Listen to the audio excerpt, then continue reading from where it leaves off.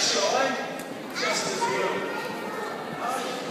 Alright, take a seat, because today we've got a very special story for you guys. So you have to get somewhere where you guys can see up on the stage.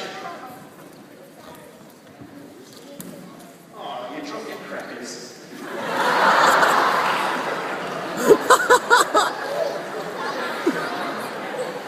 Any more out there?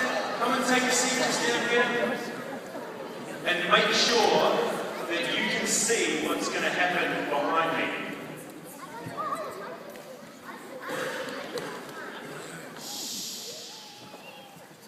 Okay, so this story was told when Jesus was here on earth. So make sure you guys listen up. There once was a boy whose name was Tom. He was on his way to his very first prom. A jacket and hat were checked off the list, and now all he needed was his perfumey mist. He was ready to go, so off he ran. He had to leave early to visit his nan.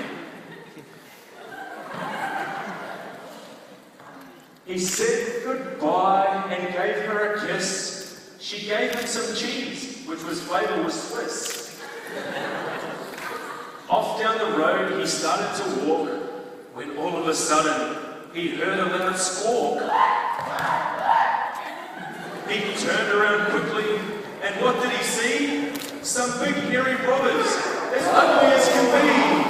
They surrounded poor Tom and let out a roar. He was so scared he fell to the floor. With a thwack and a thwack and a squeal and a scream, poor Tom was left with a sore head and a dream. The robbers took everything, including his cheese, and Tom was left cuddling his knees.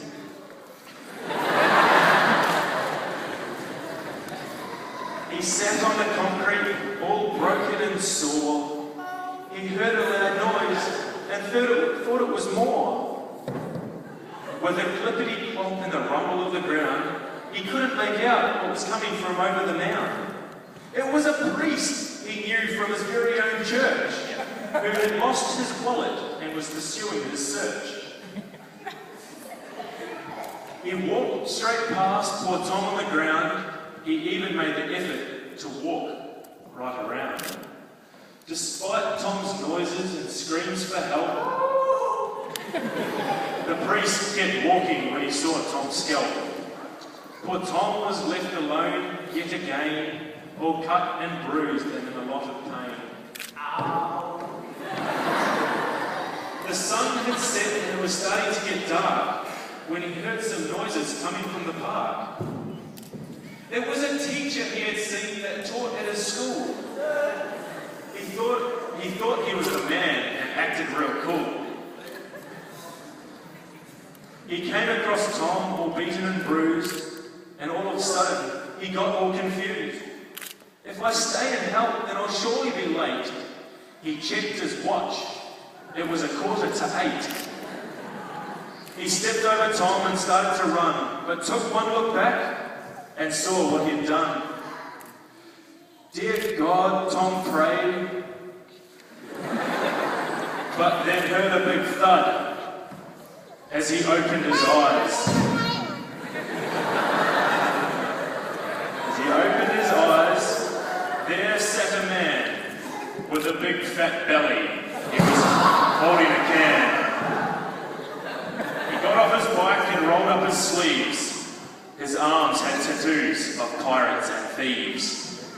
Not again, Tom thought, as he buried his face. Tom tensed his body and started to brace.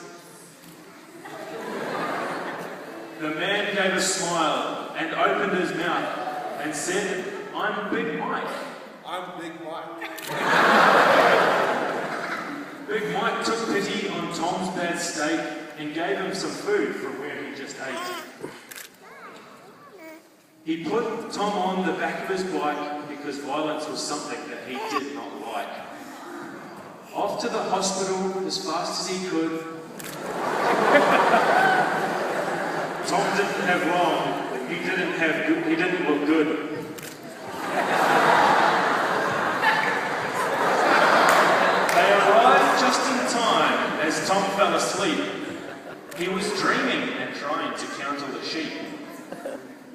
They raced him inside and made him feel well.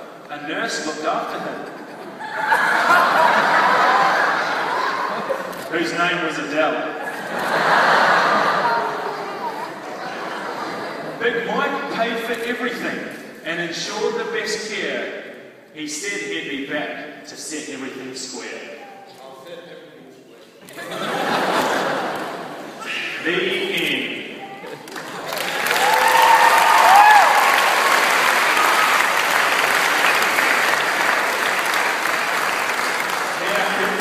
In that story, who do you think was the best help to that poor man? Big Mike. That's right, Big Mike. Sometimes the very hurt the robot, but he's away. That's right, he was very hurt. So, Big Mike was the big help. Now, Jesus told this story to show us that we need to love everyone, all our friends, we need to love our parents, and even our enemies, just like Jesus did. And we can show that being like Big Mike and helping those around us, we can include those around us in the community that God has instructed for us. So thanks for listening, and remember, be nice to those around you. Thanks, Ted.